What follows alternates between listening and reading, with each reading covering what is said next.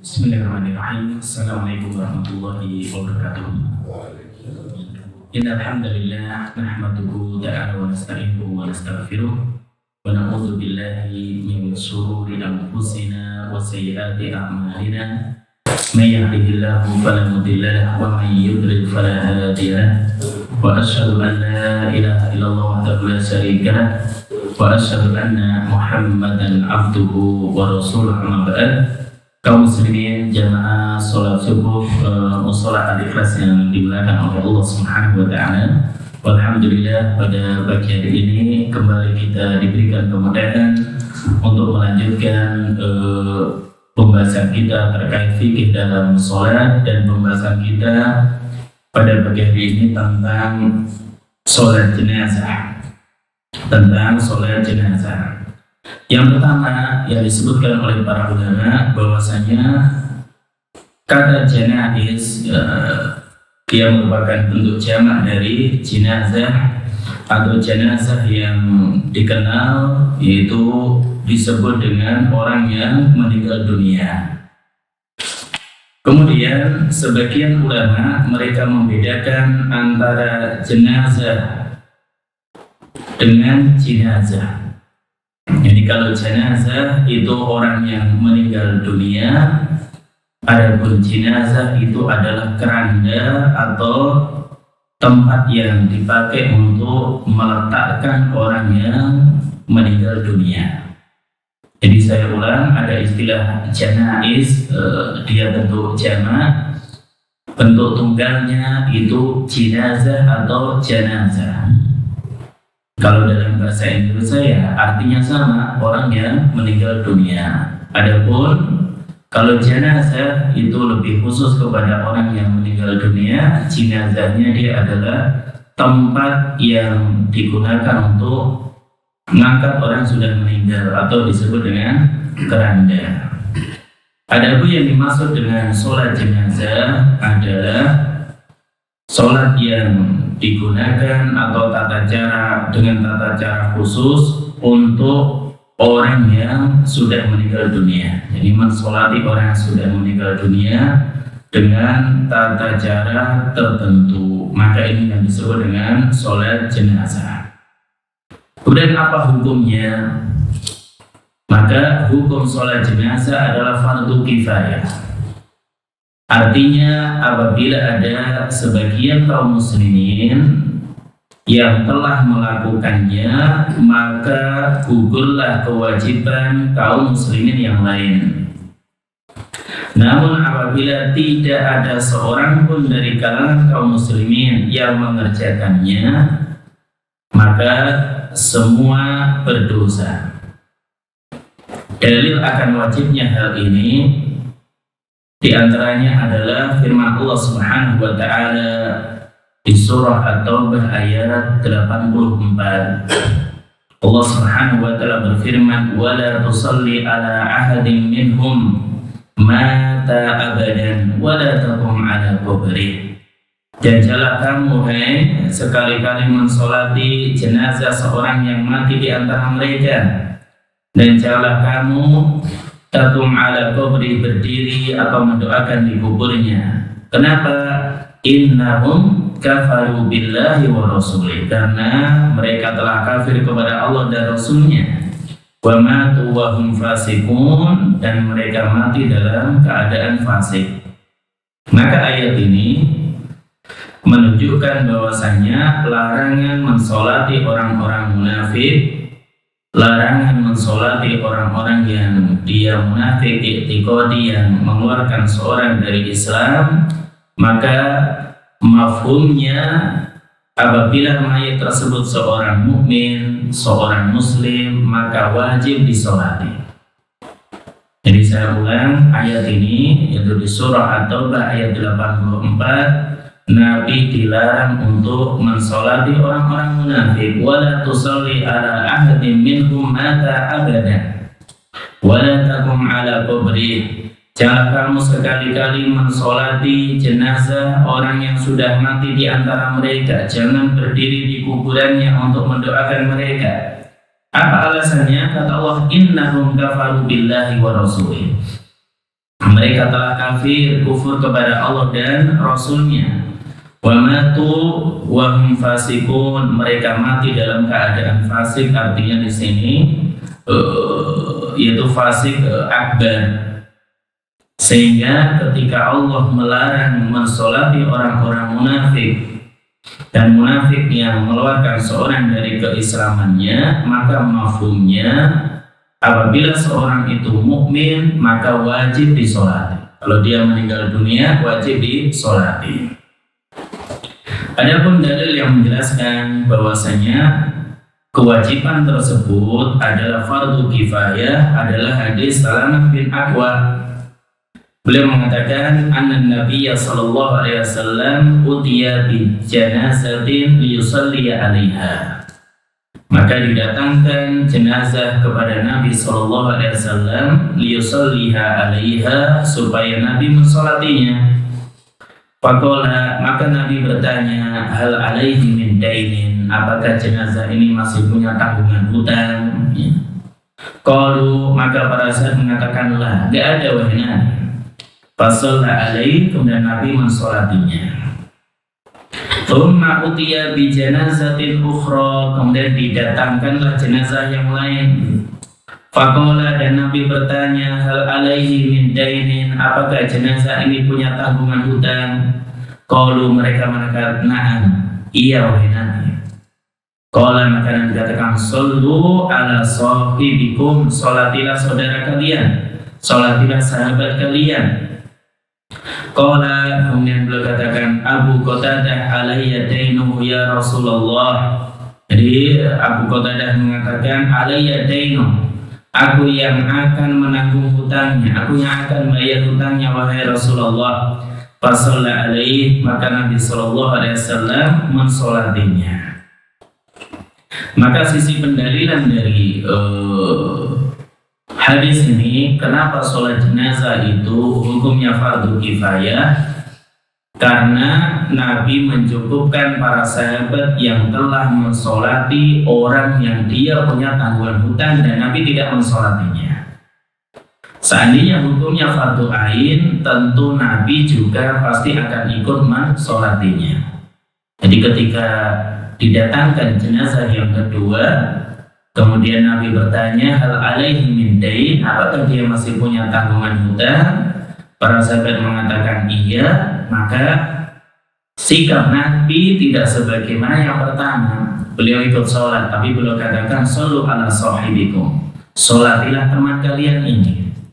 Nah, ketika itu Abu Qatadah tahu, maka dikatakan alayya dainuhu ya Rasulullah, saya akan nanggung hutangnya. Maka ini menunjukkan bahwasanya sholat jenazah itu hukumnya fardu kifayah. Jadi hukumnya fardu kifayah karena awalnya Nabi tidak ingin mensolatinya. Namun setelah Abu Qatadah jamin hutangnya, maka Nabi Shallallahu Alaihi Wasallam ikut mensolatinya. Ini juga menunjukkan bahayanya hutang, ya, bahayanya seorang dia berhutang, maka diusahakan sebelum meninggal dunia sudah dilunasi. Apabila belum dilunasi sampai meninggal dunia, maka harta yang ditinggalkan, harta warisnya diantaranya selain untuk mengurusi jenazah dia, digunakan untuk bayar hutang dulu. Jadi jangan sampai dibagi sebagai statusnya sebagai harta waris, padahal hutang dia belum dibayarkan. Padahal hutangnya belum dibayarkan. Maka muamalah antara kita dengan manusia, kemudian kita bawa sampai meninggal dunia dan itu belum clear, ya, maka ini lebih berat.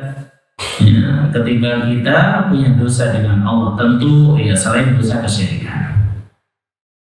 Maka jangan sampai seorang meninggal dunia membawa beban dosa ini. Dosa dengan manusia, baik masalah darah, masalah kehormatan, masalah harta, jangan sampai demikian. Ini tentu perkara yang sangat berat. Kemudian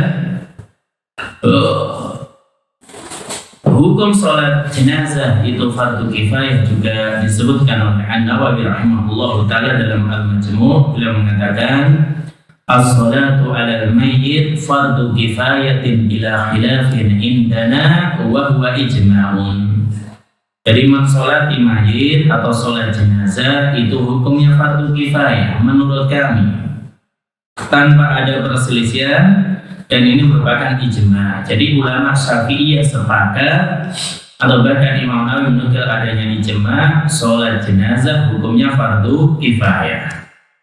Demikian juga Ibnu Hazm dalam Al-Muhalla beliau mengatakan, wa amma kaunu sholatil jenazah fardhan ala kifayah.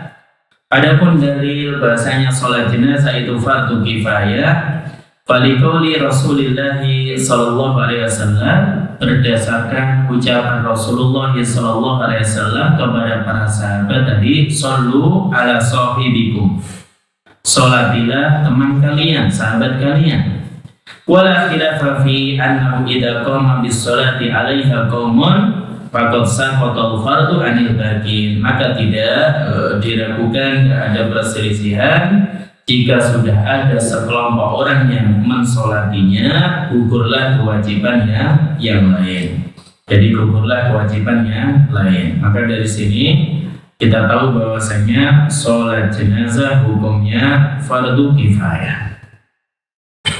Kemudian apa keutamaannya orang yang dia melaksanakan sholat jenazah? Maka di antara keutamaan sholat jenazah, maka dia akan mendapatkan pahala yang sangat besar, yaitu 1 qiraat. Maka dalam hadis Abu Hurairah yang dikeluarkan Imam Bukhari dan Imam Muslim, Rasulullah SAW bersabda, man syahidal janazah hatta yusalla 'alaiha falahu qiraat. Siapa saja yang ikut mengurusi jenazah, menyaksikan jenazah sampai ia mensolatkannya, falahu qiraatun, baginya pahala 1 qiraat. Wa man shahidaha hatta tudfana falahu qiraatun. Adapun orang yang dia ikut mengurus jenazah, menyaksikan jenazah hingga dimakamkan, hingga dikuburkan, falahu qiraatun, maka dia akan mendapatkan pahala 2 qiraat. Kemudian ditanyakan, wa ma'al qiraatun, apa yang dimaksud dengan 2 qiraat? Qala, maka kata Nabi, mithlul jabalain al-qadimain, seperti 2 gunung yang besar. Maka ini menunjukkan bahwasanya mensolati jenazah kaum muslimin ini memiliki pahala yang sangat besar. Ini memiliki pahala yang sangat besar. Kalau orang dia menyaksikan jenazah kemudian mensolatinya 1 qiraat, tapi kalau dia sholat jenazah kemudian ikut sampai ke pemakaman sampai selesai dimakamkan, maka baginya qiraaton, 2 qiraat. Dan 1 qiraatnya 1 gunung yang besar. Berarti kalau 2 qiraatnya ya 2 gunung yang besar. Kemudian di antara keutamaan yang lain, orang yang mensolati jenazah itu diberikan izin untuk memberi syafaat kepada si mayit. Berdasarkan hadis riwayat dari Quraib, beliau mengatakan annahu mata ibnun lahu bi Qudai. Jadi anak Abdullah bin Abbas itu bin Usfan meninggal dunia di Qudai atau di Usfan. Faqala, maka Ibnu Abbas berkata, ya Quraib, undur majtama alahu minan nas. Wahai Quraib, lihat berapa banyak masyarakat yang mensolati jenazahnya. Qala, maka beliau mengatakan Quraib, fa kharajtu fa idza nasun qad ijtama'u lahu, maka aku keluar ternyata orang-orang sudah berkumpul. Fa akhbartuhu, maka aku kabarkan hal tersebut. Faqala taqulu lahum arba'una, qala na'am, maka Ibnu Abbas bertanya, apakah jumlah mereka 40 orang? Dia mengatakan iya. Qala, beliau mengatakan, akhrijuhu fa inni sami'tu Rasulullah sallallahu alaihi wasallam yaqul, maka akhrijuhu, keluarkan mayit tersebut, karena aku mendengar Rasulullah sallallahu alaihi wasallam beliau bersabda, ma min rajulin muslim yamutu fayakumu ala janazatihi arba'una rajulan la yusrikuna billahi syai'an illa syafa'ahumullahu fihi. Tidaklah ada seorang muslim yang meninggal dunia, fayakumu ala janazatihi, kemudian disolati oleh arba'una rajulan, 40 orang, la yusrikuna billahi syai'an, yang mereka tidak menyekutukan Allah Subhanahu wa taala sama sekali, illa syafa'ahumullahu fihi, melainkan Allah Subhanahu wa taala akan izinkan bagi 40 orang tadi untuk memberikan syafaat kepada mayit. Maka hadis ini hadis yang sahih keluarga Imam Muslim yang menunjukkan keutamaan sholat jenazah. Apabila orang yang mensolatinya jumlahnya banyak, di antaranya 40 orang, dan mereka ahli tauhid, maka diberikan kesempatan izin oleh Allah untuk memberikan syafaat kepada mayit. Itu doa. Ini doanya boleh jadi ada potensi besar dikabulkan oleh Allah Subhanahu wa taala. Jadi ketika yang mensolatinya banyak, ahli tauhid mendoakan mayit, maka ada kemungkinan Allah akan mengabulkan doanya. Demikian juga dalil yang lain, hadis riwayat Aisyah, Nabi SAW beliau mengatakan, "Ma min mayyitin yusalli alaihi ummatun minal muslimin yablughuna mi'atan kulluhum yashfa'una lahu illa sufi'u fihi." Tidaklah ada seorang mayit yang disolati oleh ummatun minal muslimin, sekelompok kaum muslimin, yablughuna mi'atan, yang jumlah mereka mencapai 100 orang, kulluhum yasfa'una lah, lalu semuanya memberi syafaat, itu mendoakan kebaikan untuk mayit, illa sufi'u fihi, maka melainkan syafaat tersebut akan dikabulkan atau diterima oleh Allah Subhanahu wa taala. Hadis ini juga sahih dikeluarkan oleh Imam Muslim. Demikian juga hadis dari riwayat Malik bin Hubairah. Maka Nabi katakan, "Ma min muslimin yamutu fayusalli alaihi thalathatu sufufin minal muslimin illa aujaba." Tidaklah seorang muslim meninggal dunia lalu disolatkan oleh 3 shaf dari kaum muslimin, melainkan doa mereka akan dikabulkan. Maka ini dalil yang menunjukkan apabila jamaah itu mungkin untuk dibentuk 3 shaf, maka itu ya terbaik. Jadi kalau sholat jenazah meskipun banyak tapi masih mungkin itu hanya dibentuk 3 shaf, maka itu lebih baik. Namun kalau tidak mungkin, ya, lebih daripada itu dibolehkan. Maka dalil-dalil ini menunjukkan keutamaan sholat jenazah. Jadi keutamaan sholat jenazah, orang yang sekedar mensolatinya dapat pahala 1 qiraat, kalau sampai dimakamkan 2 qiraat. Demikian juga apabila semakin banyak kaum muslimin yang mensolatinya, mendoakan kebaikan untuk mayit, mereka yang mensolatinya adalah ahli tauhid, maka Allah Subhanahu wa taala akan kabulkan, akan perkenankan doanya. Kemudian tata cara untuk mengerjakan sholat jenazah. Maka sholat jenazah ini dimulai tanpa adzan dan iqamah. Jadi nggak ada orang sebelum sholat jenazah adzan dulu, ya, kemudian iqamah. Demikian juga nggak ada rukuk dan sujud. Jadi tidak ada rukuk dan sujud.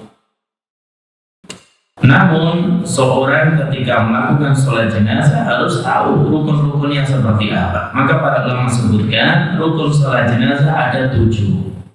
Artinya ini harus ada dalam sholat jenazah. Yang pertama adalah berdiri. Sebagaimana dalam sholat biasa berdiri merupakan rukun, dalam sholat jenazah juga demikian. Berdiri termasuk rukun dari sholat jenazah. Yang kedua, 4 kali takbir. Jadi takbir untuk sholat jenazah minimal harus 4 kali. Kemudian yang ketiga, membaca Al-Fatihah. Ya, baca Al-Fatihah itu rukun dalam sholat, baik sholat jenazah ataupun yang lain. Kemudian yang keempat, bersolawat kepada Nabi. Jadi bersolawat kepada Nabi SAW bagian dari rukun sholat jenazah. Yang kelima, mendoakan mayit. Kemudian salam. Yang keenam salam, dan yang terakhir harus tertib berurutan.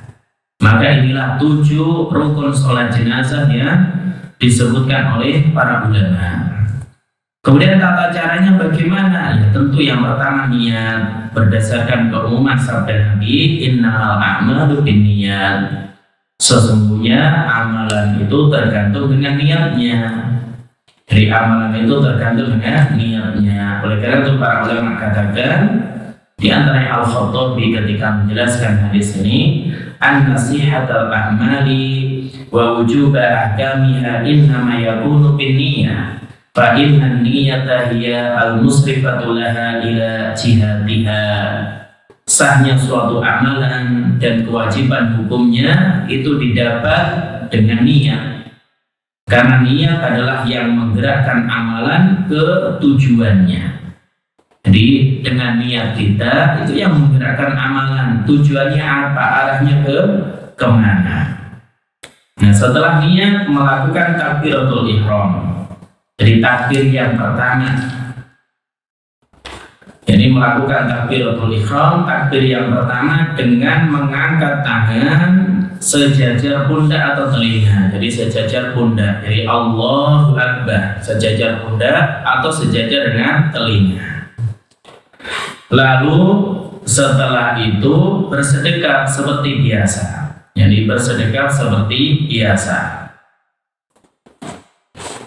Maka dalam hal ini terkait dengan takbiratul ihram yang pertama, para ulama sepakat pada takbir ini dianjurkan mengangkat tangan. Jadi mengangkat tangannya hukumnya sunnah. Adapun takbirnya ini dia hukumnya wajib karena takbiratul ihram. Adapun nanti untuk takbir yang kedua, takbir yang ketiga, takbir yang keempat, maka ada beda pendapat di kalangan para ulama terkait apakah dianjurkan mengangkat tangan atau tidak. Jadi saya ulang, untuk takbir yang pertama, takbiratul ihram, para ulama sepakat mengangkat tangan ketika itu hukumnya sunnah. Allahu Akbar, hukumnya sunnah.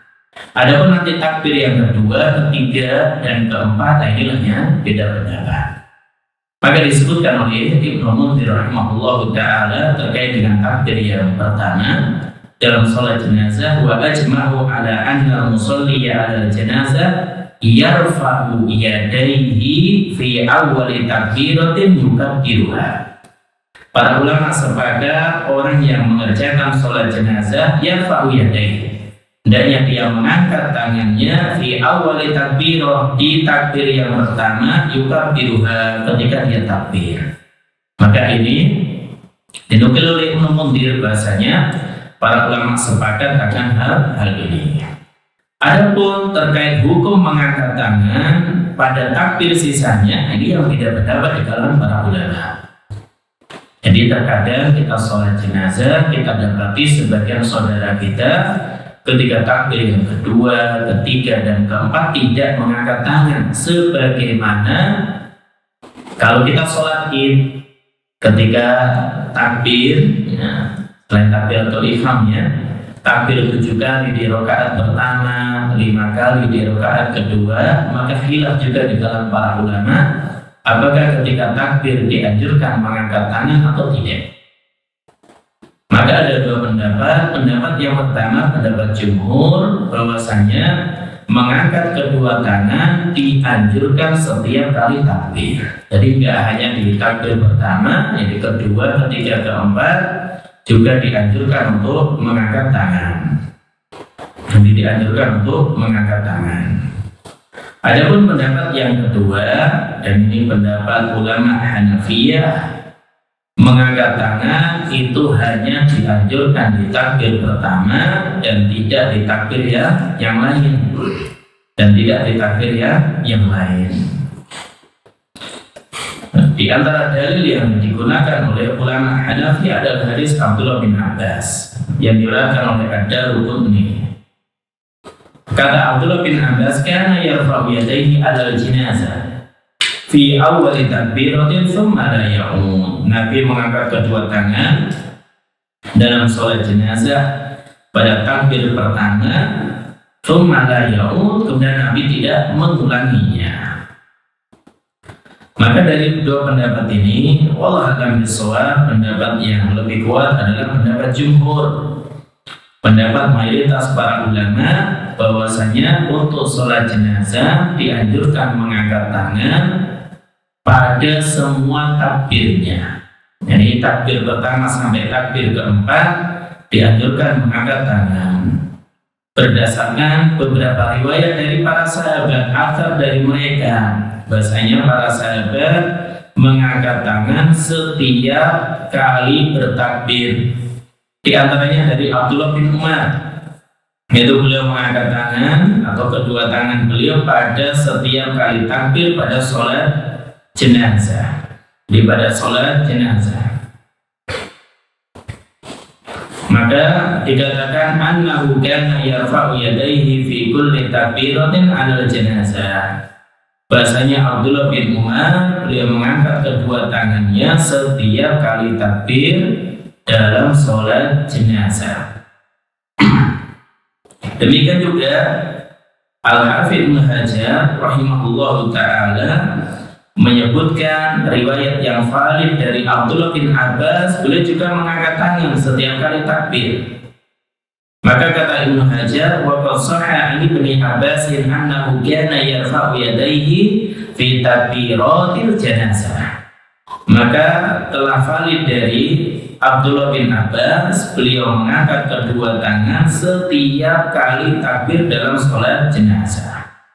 Dan ini juga amalan dari banyak ulama salaf, di antaranya Nafi bin Jubair, Umar bin Abdul Aziz, Az-Zuhri dan yang lainnya. Adapun dalil yang digunakan oleh ulama Hanafiyah yang dohirnya menunjukkan bahasanya Nabi tidak mengulangi takbirnya setelah takbir yang pertama, tidak mengangkat tangan, maka dikatakan para ulama hadis tersebut lemah, bahkan termasuk hadis yang mungkar, menyelisih hadis sahih yang lain.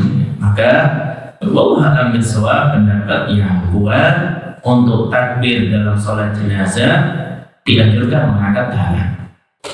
Kemudian yang berikutnya, tidak membaca doa istiftah. Jadi tidak membaca doa istiftah, namun langsung ta'awudz, yaitu a'udzu billahi minasyaitonir rajim. Jadi setelah takbir yang pertama, enggak perlu seorang yang baca Allahumma ba'id baini wa baina khotoyaya dan seterusnya, atau doa istiftah yang lain, tapi langsung ta'awudz, karena dia setelah itu akan membaca surah Al-Fatihah. Meskipun dalam masalah ini memang ada perbedaan pendapat di kalangan para ulama, apakah disyariatkan dalam sholat jenazah membaca doa istiftah atau tidak. Jadi setelah takbir yang pertama, paling tidak ada dua. Yang pertama, tidak disyariatkan membaca doa istiftah, ini pendapat jumhur, mayoritas para ulama. Yang kedua, pendapat ulama Hanafiyah sebagaimana sholat-sholat yang lain yang itu dianjurkan membaca doa istiftah, demikian juga dalam sholat jenazah dianjurkan untuk membaca doa istiftah. Namun pendapat yang lebih kuat adalah pendapat jumhur, mayoritas para ulama. Di antara alasannya, satu, tidak terdapat hadis dari Nabi yang menjelaskan disyariatkannya membaca doa istiftah dalam sholat jenazah. Yang kedua, disyariatkan untuk yaitu memperingan atau bersegera dalam mengurus jenazah. Jadi ketika mengurus jenazah itu dianjurkan untuk bersegera. Maka kata Nabi, asri'u bil jenazah, bersegeralah kalian mengurus jenazah. Fa in taku salihatan fa khairun tuqaddamunaha. Kalau dia orang soleh maka lebih baik untuk disegerakan, ya. Wa in yaku siwadari, tapi kalau dia bukan orang soleh, fasyarrun tadaunahu an riqabikum. Maka kalau dia bukan orang soleh, orang yang buruk, maka kalian akan segera meletakkannya di atas pundak-pundak kalian. Maka Nabi dalam hal ini menganjurkan untuk segera ngurus jenazah, sehingga untuk sholat jenazah mendapat mayoritas para ulama tidak dianjurkan membaca doa istiftah. Demikian juga disebutkan oleh An-Nawawi rahimahullahu ta'ala, berkatakan wa amma doa'ul istiftah fa fihi al-wajhan al-madhkuran fil kitab. Adapun terkait status doa istiftah dalam sholat jenazah ada dua pendapat. Wattafaqu ala anna al-asah, dan mereka sepakat pendapat yang kuat annahu la ya'ti bihi, maka tidak perlu membacanya. Wa maknahu anna mustahabbat tarku, maknanya yang dianjurkan adalah tarku, meninggalkan doa istiftah. Jadi kalau kita sholat jenazah setelah takbir yang pertama tidak perlu membaca doa istiftah. Kemudian setelah takbir yang pertama langsung ta'awudz, a'udzubillahi minasyaitonir rajim, kemudian kita mengucapkan bismillahirrahmanirrahim, lalu membaca al-Fatihah. Maka sebagian ulama membolehkan membaca surat pendek setelah Al-Fatihah, ya, ada yang membolehkan misalkan setelah membaca Al-Fatihah seorang dia membaca surat pendek. Kemudian terkait dalil wajibnya membaca surat Al-Fatihah adalah sabda Nabi Shallallahu Alaihi Wasallam, keumuman sabda beliau, la sholat liman lam yaqra bi Fatihatil Kitab, tidak ada sholat bagi orang yang tidak membaca Al-Fatihah. Dan sholat jenazah termasuk bagian dari sholat, dan Allah menamakan sholat jenazah dengan sholat. Wa katakan wala tusalli ala ahadin minhum mata abadan. Tadi di surah At-Taubah 84 terkait orang-orang munafik yang mati, jangan engkau Muhammad mensolati di antara mereka yang meninggal dunia selama-lamanya, ya, jangan mensolati mereka. Maka Allah sebut sholat jenazah dengan sholat, dan Nabi katakan la sholata liman lam yaqra bi Fatihatil Kitab, tidak ada sholat bagi orang yang tidak membaca Al-Fatihah. Maka ini Al-Fatihah rukun sholat, baik untuk sholat yang lain ataupun sholat jenazah. Demikian juga Nabi katakan shollu ala sahibikum, sholatilah teman kalian. Jadi Nabi sebut sholat jenazah dengan sholat. Demikian juga Nabi katakan tadi man sholla ala jenazah, siapa yang mensolati jenazah maka wajib membaca Al-Fatihah sebagaimana sholat-sholat yang lain. Dalil tadi keumuman sabda Nabi Sallallahu Alaihi Wasallam. Dalil yang lain adalah Abdullah bin Abbas suatu saat pernah menjaharkan bacaan Al-Fatihah untuk sholat jenazah, padahal asalnya disirkan. Tapi Abdullah bin Abbas pernah menjaharkannya, tujuannya apa? Untuk menjelaskan bahwasanya itu diajarkan oleh Nabi Sallallahu Alaihi Wasallam. Jadi untuk menjelaskan bahasa itu diajarkan oleh Nabi Shallallahu Alaihi Wasallam. Oleh karena itu tadi disampaikan di awal, membaca surah Al-Fatihah termasuk rukun sholat jenazah, maka jangan meninggalkannya. Jadi setelah takbir yang pertama membaca ta'awudz, bismillah, kemudian surah Al-Fatihah. Adapun terkait dengan boleh nggak seorang dia membaca surat setelah surah Al-Fatihah, maka dalam hal ini jumhur ulama mengatakan tidak disyariatkan membaca surat sama sekali setelah Al-Fatihah. Maka ada dua pendapat, sebagian ulama membolehkan, membaca surat pendek atau ayat-ayat dari Al-Quran setelah surat Al-Fatihah pada takbir yang pertama atau setelah takbir yang pertama. Adapun mayoritas para ulama yaitu mereka berpendapat tidak disyariatkan, artinya tidak dianjurkan membaca surat sama sekali setelah surat Al-Fatihah. Jadi setelah surat Al-Fatihah.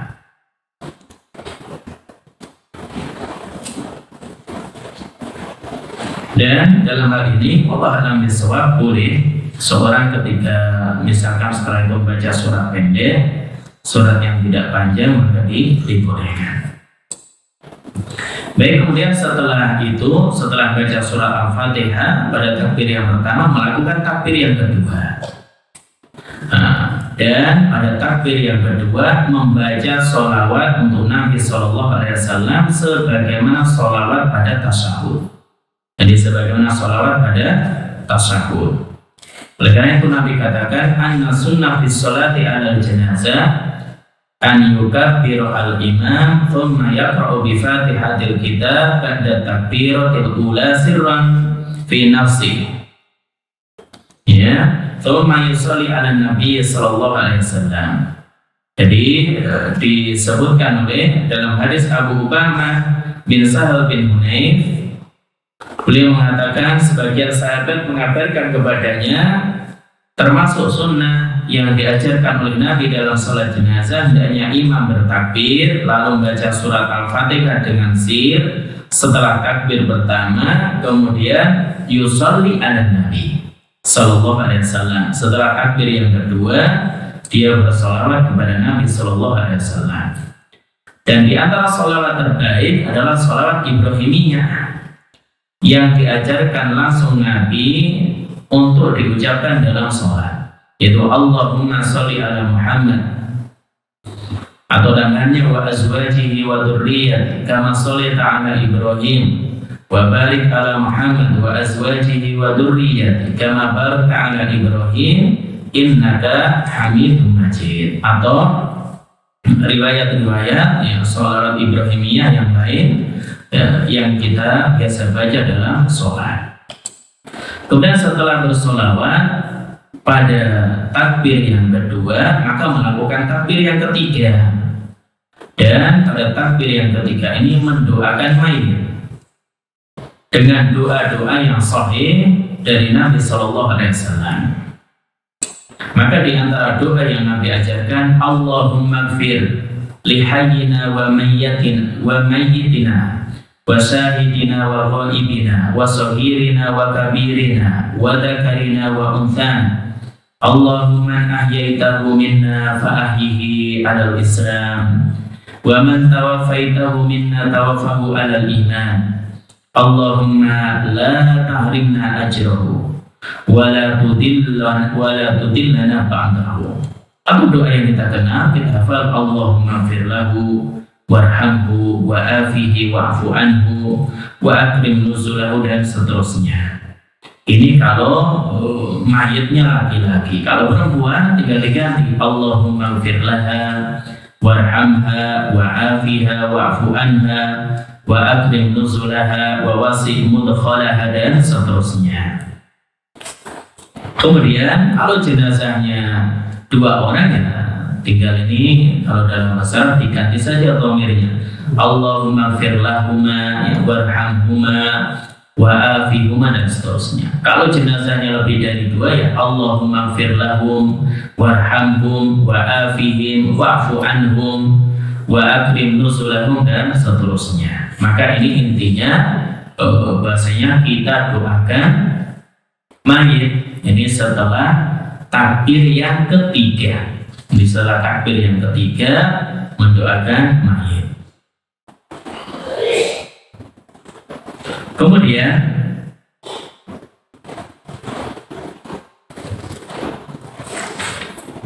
jamaah salat subuh yang dirahmati oleh Allah Subhanahu wa taala, dibahas oleh para ulama bagaimana kalau yang meninggal itu anak kecil.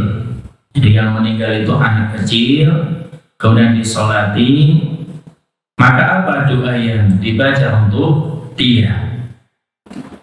Maka tidak ada doa yang sahih yang diriwayatkan dari Nabi SAW terkait dengan hal ini. Namun ada sebagian doa yang diucapkan oleh sebagian salaf. Di antaranya Abu Hurairah berdoa, Allahumma a'idhu min adabil qabr. Ya Allah, lindungilah dia dari azab kubur. Adapun Al-Hasan Al-Basri doa beliau, Allahumma ja'alhu lana faratan wa salafan wa ajran. Ya Allah, jadikanlah mayat dari anak kecil ini sebagai farat, yaitu lebih tiba duluan, datang duluan, mempersiapkan tempat untuk orang yang datang berikutnya. Jadi sebagai faraton, maka dia sudah masuk surga duluan dibandingkan kedua orang tuanya. Wasalatan wa ajron, demikian juga salaf, yaitu yang mendahului masuk surga, demikian juga pahala. Jadi apabila orang tua ditinggal mati oleh anaknya yang masih kecil, maka ini akan menjadi sebab pahala karena kesabarannya. Karena kesabarannya. Kemudian sebagian ulama menganjurkan untuk mendoakan kedua orang tuanya dengan doa apa saja. Kenapa? Mengingat anak kecil nggak punya dosa sama sekali, sehingga orang tuanya yang lebih utama untuk didoakan. Jadi kalau tadi doa untuk mayat yang meninggal dunia, tapi sebagian ulama katakan yaitu yang layak didoakan orang tuanya. Dan di antara doa yang disebutkan para ulama untuk orang tua, Allahumma ja'alhu faratan liwalidayhi. Ya Allah, jadikanlah anak ini sebagai farat, mempersiapkan tempat lebih dulu untuk orang tuanya. Wa dhuhran wa salafan wa ajran. Ya, wa dhuhran sebagai simpanan, salaf tadi dahulu masuk surga, wa ajran dan pahala bagi kedua orang tuanya. Allahumma thaqil bihi mawazinahuma. Ya Allah, perberatlah timbangan kebaikan orang tua dari anak kecil ini. Wa atim bihi ujurahuma. Demikian juga perbanyaklah pahalanya. Allahumma ja'alhu fi kafalati Ibrahim wa alfiqhu bisalihi salafil mu'minin, dan seterusnya.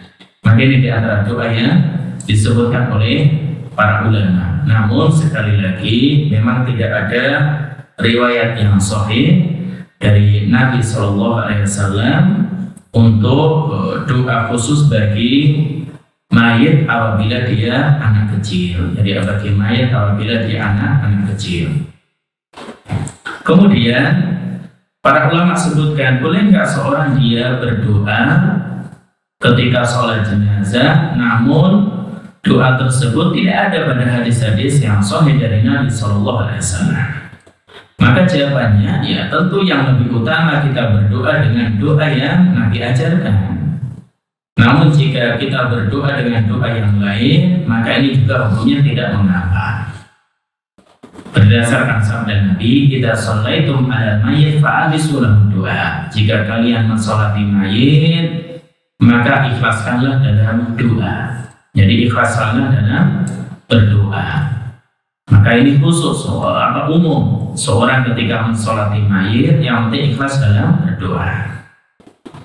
Kemudian disebutkan oleh Ibnu Abdul Bar, wa doa ulil mayyit, doa untuk mayit, istighfarun lahu, adalah mohon ampun untuknya. Wa doaun bima yahduru da'iya minal qawli alladhi yarju bihi rahmah lahu wal afa anhu. Demikian juga mendoakan dengan doa yang berupa ucapan yang isinya rahmat dan ampunan untuknya. Jadi intinya kita minta supaya Allah Subhanahu wa taala mengampuni mayit, merahmatinya dan seterusnya. Kemudian setelah itu, setelah takbir yang ketiga, melakukan takbir yang terakhir, yaitu takbir yang keempat. Jadi melakukan takbir yang terakhir, takbir yang keempat, kemudian berhenti sejenak, lalu salam ke arah kanan 1 kali salam. Jadi salam ke arah kanan 1 kali salam. Kemudian terkait dengan takbir dalam sholat jenazah, maka ada hadis-hadis atau asar dari sahabat, Nabi pernah takbir sholat jenazah lebih dari 4 kali. Nabi pernah takbir 5 kali, Nabi pernah takbir 7 kali, bahkan 9 kali. Maka jika orang yang bertakbir dalam sholat jenazah lebih dari 4 kali, ya, sesekali misalkan menjadi kebiasaannya untuk menjelaskan itu pernah dilakukan oleh Nabi, maka ini boleh. Maka ini hukumnya boleh. Namun tentu yang sering Nabi lakukan ketika sholat jenazah, maka Nabi takbir sebanyak 4 kali. Maka kata Imam Al-Qayyim rahimahullah ta'ala dalam Zadul Ma'ad, wa hadhihi atharun sahihatun, maka athar-athar ini sahih yang menunjukkan Nabi pernah takbir lebih dari 4 kali. Fala mujiba lil man'i minha, maka enggak ada dalil yang mengharuskan melarang atau yang melarang takbir lebih dari 4 kali.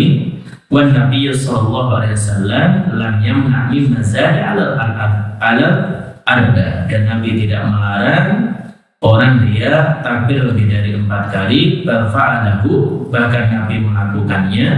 Balfa'alahu huwa, Nabi melakukannya, wa ashabu min ba'di, dan sahabat setelah beliau. Maka boleh takbir lebih dari 4 kali. Namun ya tentu ya menjadi kebiasaan adalah 4 kali. Kemudian setelah itu tadi berhenti sejenak, lalu salam sekali ke arah kanan. Maka ini pendapat mayoritas para ulama. Jadi untuk salam dalam sholat jenazah, maka itu hanya sekali ke arah kanan. Ini pendapat mayoritas para ulama, bukan 2 kali. Memang ada sebagian ulama yang mengatakan salamnya itu 2 kali, ya, di antaranya Al-Imam Abu Hanifah. Kenapa dikiaskan dengan sholat-sholat yang lain? Dikiaskan dengan sholat-sholat yang lain. Adapun pendapat jumhur, untuk sholat jenazah salamnya hanya sekali ke arah kanan. Assalamualaikum warahmatullahi, sekali. Maka disebutkan oleh Ibnu Qudamah, at-taslimu ala jenazah taslimatun wahidah. Jadi salam pada sholat jenazah itu hanya 1 kali. An sittatin min ashabin Nabi sallallahu alaihi wasallam, diriwayatkan oleh 6 sahabat Nabi. Walaysa fihi ikhtilafun, maka tidak diperselisihkan illa an Ibrahim, kecuali dari Ibrahim an-Nakhai, yaitu salah seorang tabi'in. Walam yu'raf lahum mukhalifun fi asrihim, maka tidak diketahui ada yang menyelisih para sahabat di zaman mereka itu. Fakana ijma'an, maka ini merupakan ijma'. Oleh karena itu Imam Ahmad katakan terkait salam sholat jenazah hanya sekali, laisa fihi ikhtilafun illa an Ibrahim. Enggak ada khilaf di kalangan para ulama kecuali dari Ibrahim an-Nakhai. Kemudian pertanyaannya, apa yang dibaca setelah takbir yang keempat? Jadi tadi setelah takbir yang keempat diam sejenak, kemudian salam sekali ke arah kanan.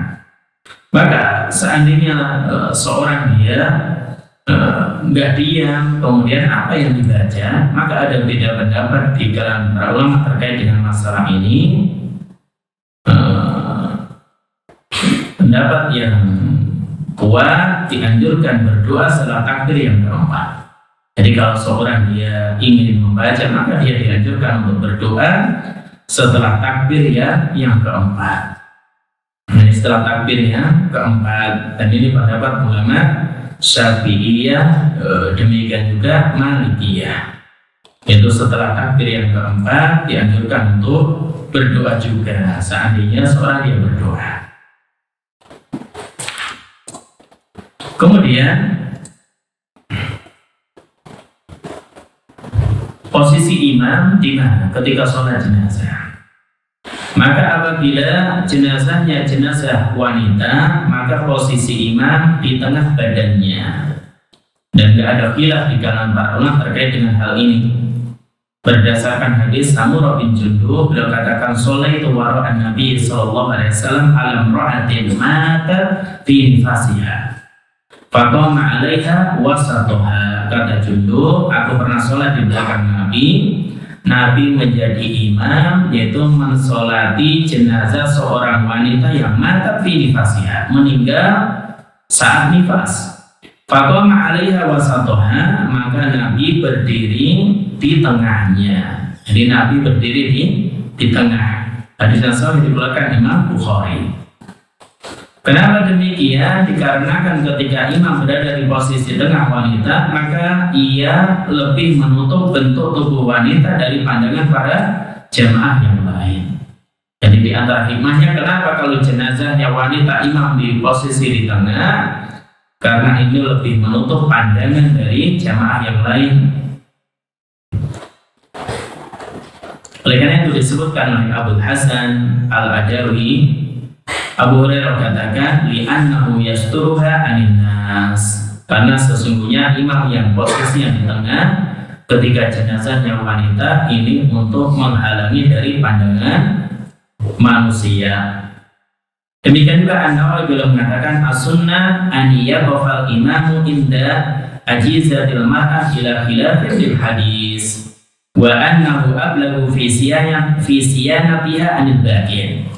Jadi yang dituntunkan oleh Nabi seorang imam berdiri pas di tengah untuk jenazah wanita tanpa ada perselisihan karena adanya hadis yang menjelaskan hal ini, dan ini lebih menjaga dari orang lain. Jadi kalau jenazahnya wanita posisi imam di tengah, tapi kalau laki-laki maka posisi imam berdiri pada kepala dari mayit. Yaitu berdasarkan riwayat dari Abu Khalid Al-Qayyad. Beliau katakan terkait dengan hal ini, Syahidu Anas bin Malik sholat ala janazati rajulin faqama inda rasih. Aku menyaksikan Anas bin Malik mensolati jenazah seorang laki-laki, maka beliau berdiri di sisi kepalanya. Jadi berdiri di sisi kepalanya. Kemudian kenapa kalau laki-laki itu imamnya berdiri di posisi kepalanya? Dijelaskan oleh para ulama bukan di tengahnya agar tidak melihat kemaluannya. Jadi agar tidak melihat kemaluannya. Di antara para ulama menyebutkan demikian. Adapun kalau jenazahnya lebih dari satu, beda jenisnya, usianya, maka urutan untuk yang paling dekat dengan imam dimulai dari laki-laki dewasa, kemudian anak kecil laki-laki, wanita dewasa, kemudian anak kecil wanita, sebagaimana urutan dalam sholat berjamaah. Jadi kalau cara misalkan mayitnya lebih dari satu, maka laki-laki dewasa, anak kecil laki-laki, wanita dewasa, kemudian anak kecil wanita. Maka urutannya demikian. Jadi urutannya demikian. Maka disebutkan dalam hadis Amr Maula Al-Haris bin Naufal annahu syahida janazata Ummi Kulthum. Beliau Amr menyaksikan jenazah Ummu Kulthum. Wa beniha, demikian juga anaknya yang laki-laki. Faju'ila al-gulamu mimma yalil imam, maka kemudian dijadikan jenazah anaknya mendekati imam. Jadi Ummi Kulthum bukan dekat dengan imam yang sholat jenazah, tapi anak laki-lakinya. Ya, fa'angkartu dzalik, maka aku Amr mengingkarinya. Wa fil qawmi Ibni Abbas, maka di situ ada Abdullah bin Abbas, demikian juga Abu Sa'id Al-Khudri, Abu Qatadah dan Abu Hurairah. Mereka katakan hadis sunnah, inilah sunnah, inilah yang dituntunkan oleh Nabi Shallallahu Alaihi Wasallam. Kemudian adapun jika jenazahnya banyak, jenazah yang banyak tersebut hanya satu jenis, seperti laki-laki semua atau wanita semuanya, maka yang posisi depan adalah yang paling mulia. Yang depan adalah yang paling mulia, mungkin yang paling berilmu atau seterusnya. Jadi posisi depan yang paling mulia. Kata Imam Nawawi, wa ini tahadan naukul dima ilal imam afdoluhum. Jika jenazahnya itu lebih dari satu dan sejenis, maka yang di depan, yang paling dekat dengan imam adalah yang paling mulia di antara mereka. Kemudian apa keukuran mulia tersebut? Di antaranya ketakwaannya, demikian juga waroknya dan seterusnya. Kemudian mungkin pembahasan yang terakhir terkait masbuk dalam sholat jenazah. Nah, Ini terkait masbuk dalam sholat jenazah. Maka ada dua pendapat di kalangan para ulama ketika seorang masbuk dalam sholat jenazah.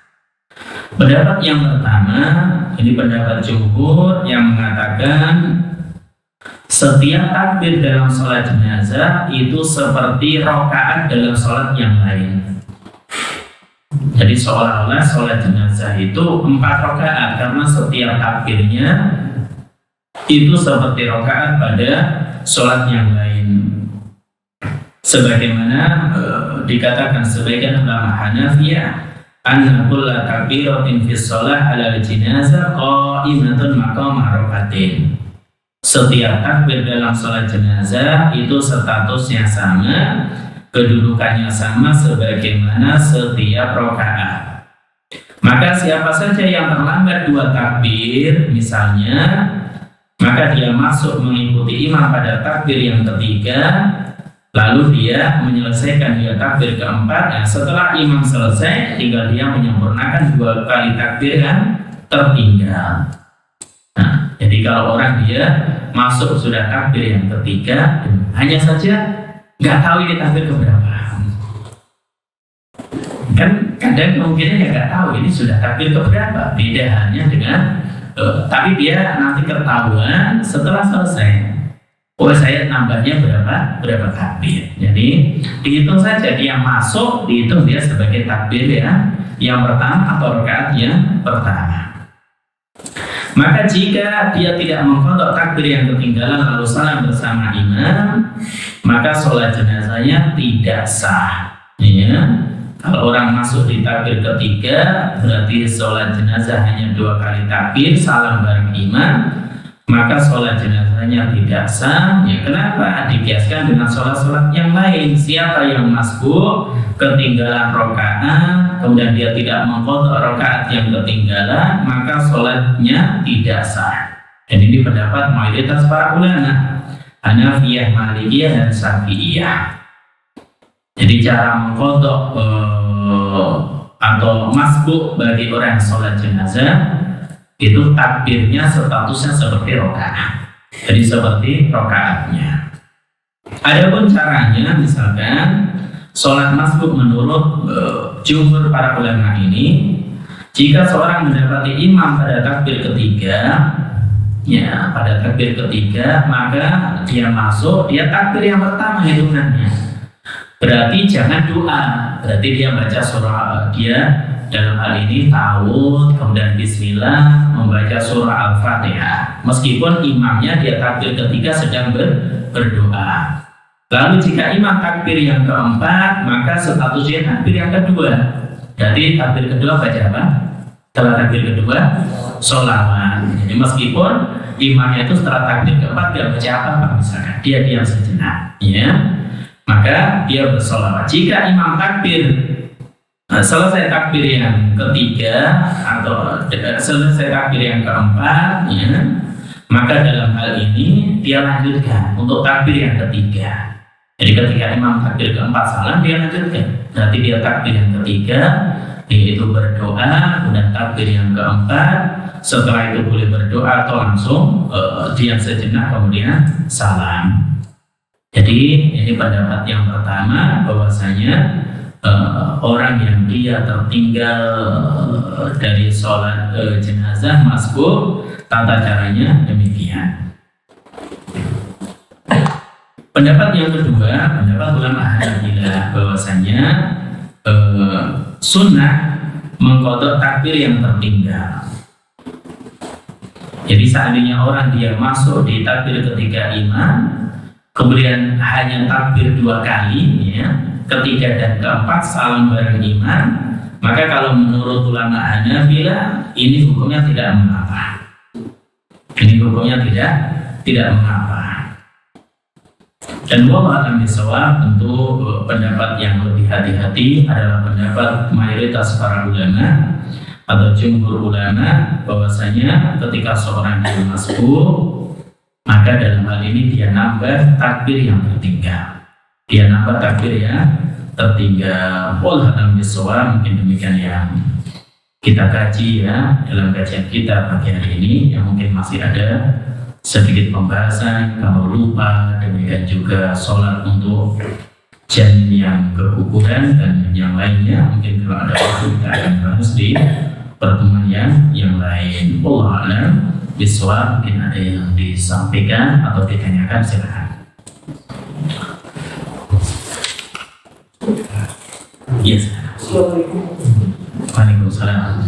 Untuk sholat jenazah ini bagusnya apa di dalam Islam, khusus tempat?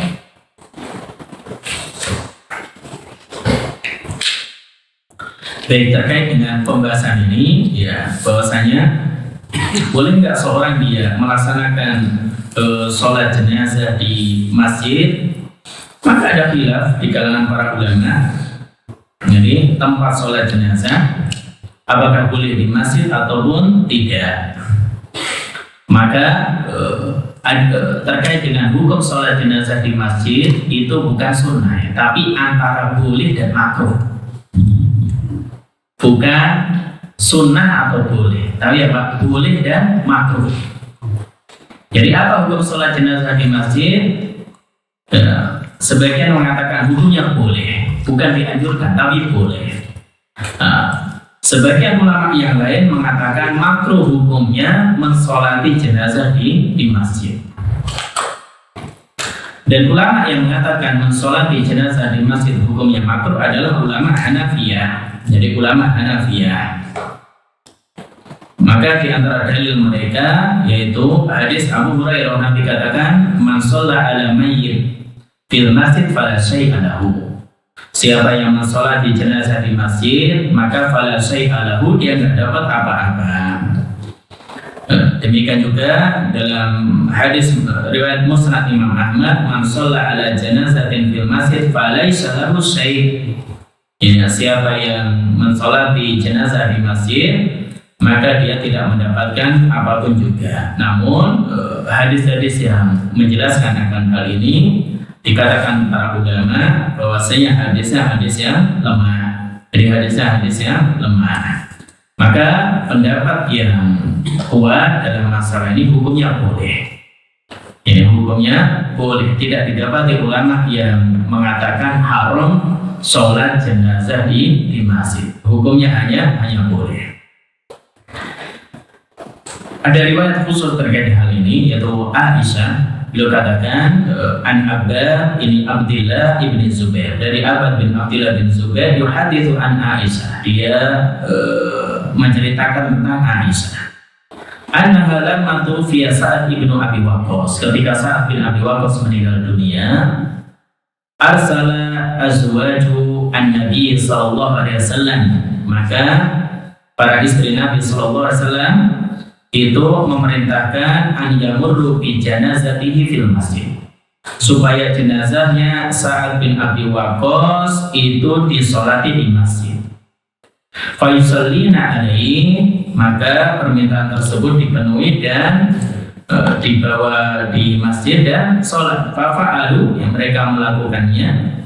Fa'uqifa bihi ala ujurihinna yusallina alaihi.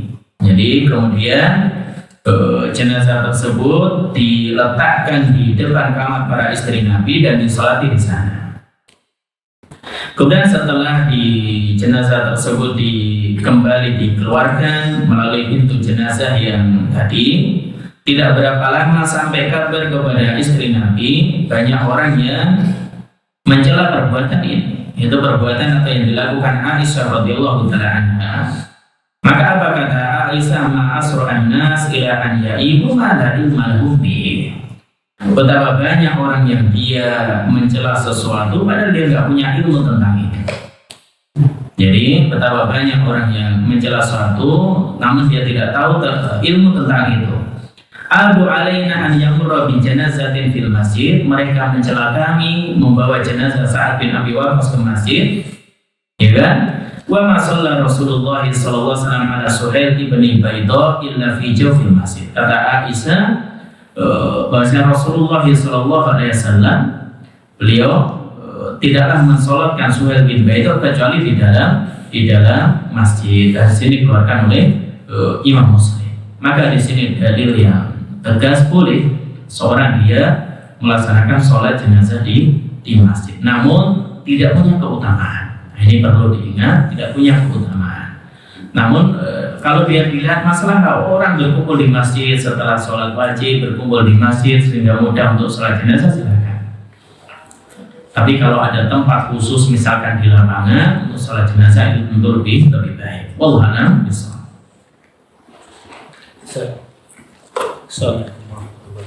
Waalaikumsalam. Sebagaimana tadi telah disampaikan bahwa kita harus mensegerakan ya mayat itu begitu, apalagi dalam salat juga tidak disunahkan untuk baca surat yang kita iktidal, yang artinya harus segera ya diselesaikan.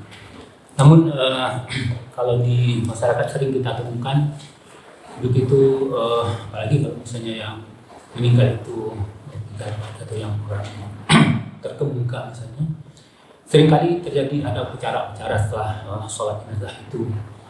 Di antaranya juga ada kata sambutan dan kemudian juga ada semacam kesaksian ya, yang mengatakan bahwa jenazah ini adalah orang yang baik, khair gitu kan. Sehingga apakah hal-hal ini dibolehkan atau disunahkan atau mungkin dilarang gitu kan?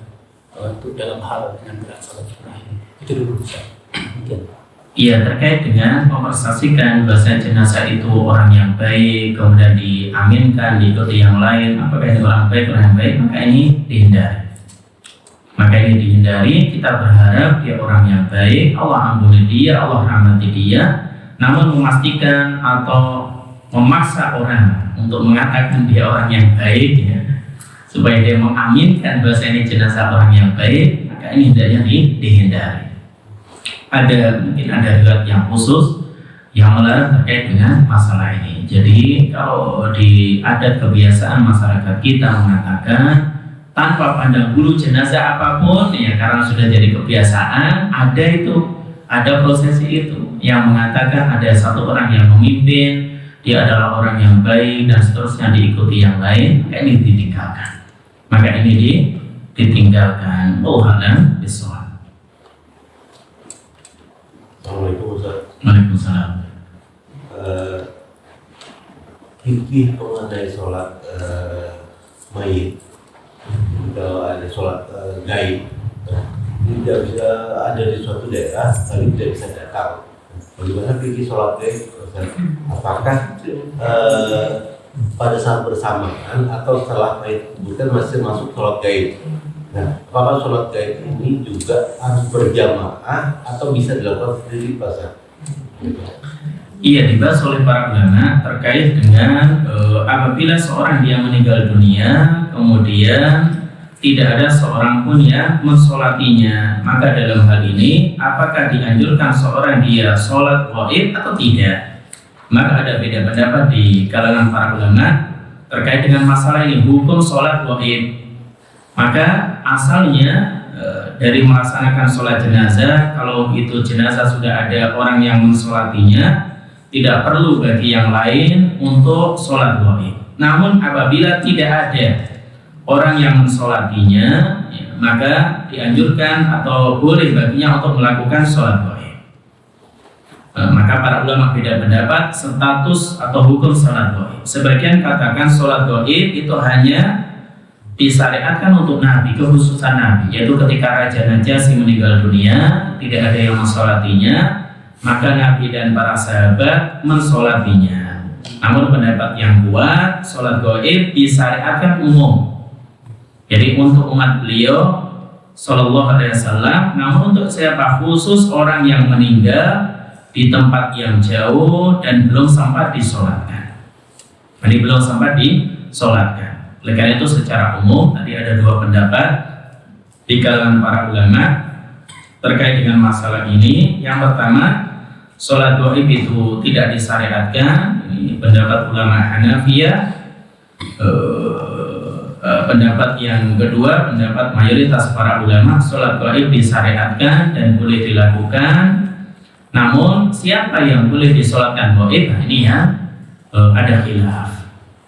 Jadi ada khilaf. Dan tadi pendapat yang kuat yaitu muslim yang boleh disolati gaib itu memang muslim yang dia tempatnya jauh dan memang tidak ada orang yang mensolatinya. Ini tentu butuh pembahasan tersendiri ya, ada khilaf yang kuat di kalangan para ulama terkait dengan hal ini, siapa saja seorang muslim yang dia boleh disolati gaib. Ada yang mengatakan yaitu apabila dia punya jasa besar terhadap Islam dan kaum muslimin ya, maka ini boleh disolati gaib.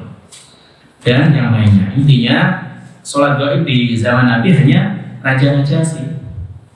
Ya, kenapa Nabi SAW mensolati Raja Najasyi? Karena keislamannya nggak ada yang tahu.